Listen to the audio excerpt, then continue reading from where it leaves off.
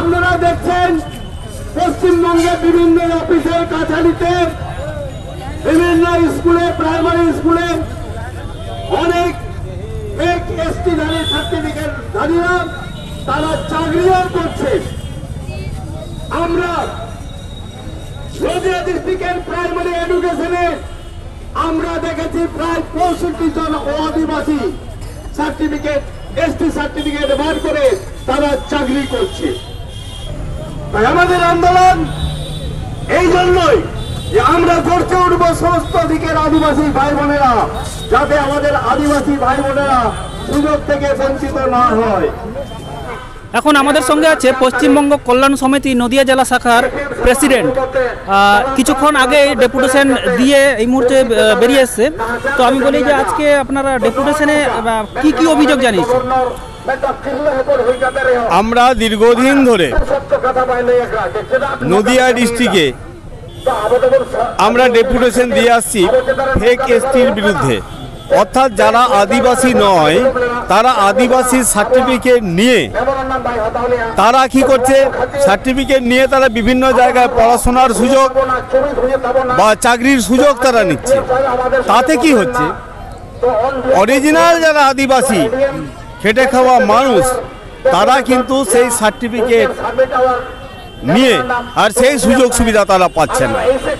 আমরা দীর্ঘদিন ধরে আজকে 20 সাল থেকে আমরা এসডিওতে বলছি, ডিএম এর ডেপুটেশন দিয়ে আসছি, তার সত্ত্বেও কিন্তু দেখা যাচ্ছে সেই সার্টিফিকেট কিন্তু সেই নিরীক্ষে আমাদের ক্যান্সেল হচ্ছে না। কেন ক্যান্সেল হচ্ছে না সেই পরিপ্রেক্ষিতে বলাতে আমাদের ডিএম সাহেব আমাদের ডেপুটেশনটা নেনে আমাদের ডিস্ট্রিক্ট ওয়েলফেয়ার অফিসার নিয়েছেন। তা ডিএম ডিস্ট্রিক্ট ওয়েলফেয়ার অফিসার বললেন আপনারা এটা করতে পারেন, এই যে আপনারা 10 সাল থেকে 24 সাল পর্যন্ত যে সার্টিফিকেটগুলো ডাউনলোড করেছেন সেই ডাউনলোড সার্টিফিকেট যদি আমরা একবার 10টা 15টা করে দিয়ে আমরা যদি এসডিও সাহেবের সাথে কথা বলেন ক্যান্সেলের জন্য, তাহলে কিন্তু কাজটা খুব ভালো হবে। আমি বললাম দেখুন আমরা দীর্ঘদিন ধরে দিয়ে আসছি, এখনো পর্যন্ত সেই সার্টিফিকেটগুলো ক্যান্সেল হয়নি। একমাত্র 73 সাব ডিভিশনে সেখানে আমরা 2-3 বার ডেপুটেশন দিয়েছি, সেখানে মাত্র একটা মাত্র এসটি সার্টিফিকেট মনোজ কুমার বিশ্বাসের সার্টিফিকেট বাতিল হয়েছে।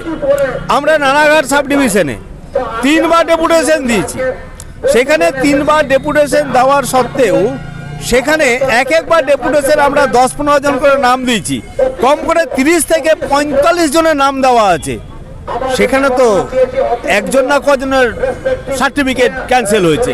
তাহলে বাদ বাকি সার্টিফিকেটগুলো কেন ক্যান্সেল হচ্ছে না?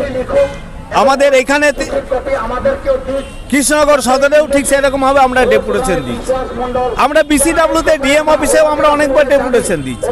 যে নামগুলো এবং সার্টিফিকেট নাম্বার দিয়ে যেগুলো আমরা উল্লেখ করেও আমরা দিচ্ছি, তার সত্ত্বেও কেন সেই সার্টিফিকেটগুলো ক্যান্সেল হচ্ছে না? আর ডুপ্লিকেট সার্টিফিকেট পেয়ে মনোজ কুমার বিশ্বাস দীর্ঘদিন ধরে চাকরি করে তার সার্টিফিকেট ক্যান্সেল হয়েছে। সার্টিফিকেট ক্যান্সেল করে আমরা ডিএমকে আমরা মেমোরেন্ডাম দিয়েছি এবং শান্তিপুরের যে সার্কেল ইন্সপেক্টর যিনি আছেন তাকেও আমরা সেখানে মেমোরেন্ডাম দিয়ে এসেছি যে এই লোক এই মনোজ কুমার বিশ্বাস আপনার এলাকায় আপনার আন্ডারে সার্ভিস করছে, এর সার্টিফিকেট ক্যান্সেল হয়েছে, চাকরি যত বাতিল হয়। আমরা মেমোরেন্ডাম দেওয়ার সত্ত্বেও আজকে এসডিও সাহেব বা আমাদের ডিস্ট্রিক্টকে যে আমরা ডেপুটেশন দিয়েছিলাম, এডিএম মনে হয় নিয়েছিলেন, তা এসআই কেউ দিয়েছিলাম, সেগুলো কেন আমাদের বাতিল হচ্ছে?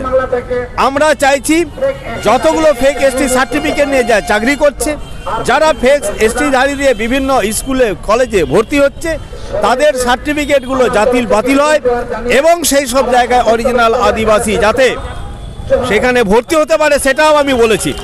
আমি একটা স্কুলে হেডমাস্টার মশাইয়ের সাথে বলেছিলাম যে এই যে ক্যান্ডিডেট পিন্টু সর্দার বলে যে ছেলেটা, ও সার্টিফিকেট বার করেছে, কি সার্টিফিকেট বার করেছে, ওর নাম লিখছে পিন্টু সর্দার, কিন্তু সারনেম লিখছে হচ্ছে সাঁওতাল। সর্দার কি করে সাঁওতাল হতে পারে আমার মাথায় আসছে না। আমি হেডমাস্টার মশাইকে বললাম ও কিন্তু ফেক এসটি, ও কিন্তু অরিজিনাল এসটি না, তাকে ভর্তি করবেন না। হেডমাস্টার মশাই আমাকে বললেন যে সার্টিফিকেট যেহেতু হয়েছে এই মুহূর্তে একে ভর্তি করব। আপনারা যদি ক্যান্সেল করাতে পারেন তখন আমি দেখব, কিন্তু দেখা যাচ্ছে আমি সঙ্গে সঙ্গে এখানে বিডিওর অফিসে এসেছিলাম, এখানকার একজন ইন্সপেক্টরের সাথে কথা বললাম, ওনার নাম হচ্ছে কি রসরাজ বিশ্বাস। উনি আমাকে বললেন সার্টিফিকেটটা অরিজিনাল। বলছে সার্টিফিকেট, সে সর্দার টাইটেল লিখছে অথচ তার সাবকাস্ট লিখছে সাঁওতাল, ও কি করে অরিজিনাল সার্টিফিকেট হতে পারে? না, এটা যেহেতু এসডিও দিয়েছেন, সেই জন্য অরিজিনাল। নে বলছেন না, তখন উনি বলেন তাহলে কি ভর্তি ব্যাপারটা আটকানো যাবে না? এই মুহূর্তে আপনি কি করে আটকাবেন? আপনি এর এগেনস্টে কমপ্লেন করতে পারেন, তাহলে তখন সিদ্ধান্ত নেবে যে কতদিন সময় লাগবে। যে 2-3 মাস তো লাগবে, তাহলে কি করে হবে? ওই যে ভর্তির প্রসেসটা এতদিন ধরে লং প্রসেসে যদি যায়, অরিজিনাল যারা এসটি ক্যান্ডিডেট যেখানে ভর্তি হওয়ার সুযোগ থাকতো তারা তো ভর্তি হতে পারছে না, কারণ 3 মাস ক্লাস হয়ে যাবে। তাহলে সেখানে এসে তারা আর ভর্তি হয়ে কি করবে? আর এর তো 3 মাস পরে একে কি আপনি ক্যান্সেল করতে পারবেন? সে তখন সার্টিফিকেট ক্যান্সেল হলে ব্যবস্থা করব, কিন্তু সেটা বড় কথা না। বড় হচ্ছে অরিজিনাল যে এসটি সার্টিফিকেট, সেই অরিজিনাল সার্টিফিকেটধারীরা সুযোগ পেল না, ডুপ্লিকেট সার্টিফিকেটধারীরা সেখানে ভর্তির সুযোগ পাচ্ছে। তাহলে আমরা এখানে দেখতে পাচ্ছি অরিজিনাল যারা এসটি তারা পড়াশোনার সুযোগ পাচ্ছে না, চাকরির সুযোগ পাচ্ছে না, হ্যাঁ, অন্যান্য সরকারি যে সুযোগ সুবিধাগুলো আছে সেই সুযোগ সুবিধাগুলো পাচ্ছে না। তাহলে কি করে আদিবাসী সম্প্রদায়ের মানুষরা ডেভেলপ করবে? তাদের জন্য যে সাংবাদিক সুযোগ দেওয়া আছে সেটা তো ইউটিলাইজ হচ্ছে না। আচ্ছা, এই যে আপনি যে বলছেন এত ব্যর্থতা প্রশাসন কিংবা এই সরকারের এত ব্যর্থতা, এই ব্যর্থতার জন্য আপনি দায়ী কাকে করছেন? আমি দায়ী করব, প্রথমত মেন দেখার কথা হচ্ছে আমাদের সরকারের, তার অধীনে যারা কাজ করছেন, অর্থাৎ যারা সার্টিফিকেটগুলো বার করছেন বা দিচ্ছেন, এর মেন দায়িত্ব হচ্ছেন এসডিও অফিস, এবং তার নিচে যারা কাজ করছেন যারা ইন্সপেক্টর। আগে যারা স্পট ভেরিফিকেশন করে সার্টিফিকেট দেওয়া হতো, এখন শুধুমাত্র পেপার দিয়ে দেখে সার্টিফিকেট দেওয়া হচ্ছে। তা এর জন্য দায়ী এই যে যদি ফেক এসটি সার্টিফিকেট যদি দেওয়া হয়, তাহলে এর জন্য দায়ী হচ্ছে ওই যে তারা স্পট ভেরিফিকেশন করছেন না, এখান থেকে কাগজপত্র দিচ্ছেন, এবং এখানকার এসডিওরা যে সার্টিফিকেটটাকে ইস্যু করছেন, তার জন্য আমি দায়ী করব এই এসডিওদের, এবং যেখান থেকে বিডিওরা যেখান থেকে কাগজপত্র দিয়ে পাঠাচ্ছেন আমি তাদেরকেই দায়ী বলে মনে করব।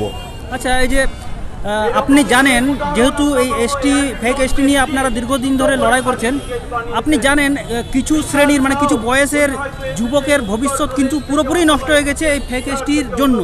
মানে কি ফেক এসটিরা কিছু অনেক জায়গায় চাকরি করে বলে আজকে অনেক অরিজিনাল এসটিরা চাকরি করতে পারছে না।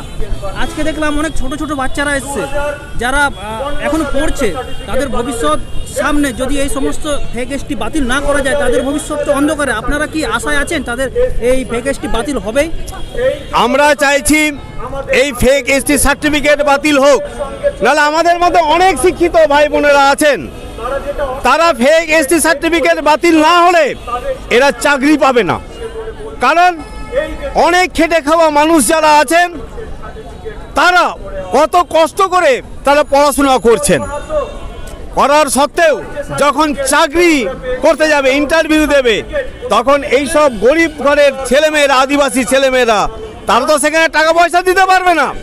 কিন্তু যারা ডুপ্লিকেট সার্টিফিকেট বের করে যারা চাকরির জন্য অ্যাপ্লাই করবে, তারা টাকা দিয়ে সার্টিফিকেট বার করেছে, সুতরাং তারা চেষ্টা করবে টাকা দিয়ে চাকরিটা নেওয়ার। সেই জন্য আমরা ওয়েস্ট বেঙ্গল সিলুটার ওয়েলফেয়ার অ্যাসোসিয়েশন তরফ থেকে আমরা পদক্ষেপ নিচ্ছি যে না, আমাদের আদিবাসী ভাই বোনেদের যাতে সঠিকভাবে সাংবিধানিক অধিকারটা পায়, তার জন্য আমাদের দীর্ঘদিনের লড়াই। যতদিন পর্যন্ত আমাদের ভাই বোনেরা এই সুযোগগুলো পাচ্ছে না, ততদিন পর্যন্ত আমাদের সংগ্রাম চালিয়ে যাব। আপনাকে ধন্যবাদ। থ্যাংক ইউ, ধন্যবাদ, জোহার।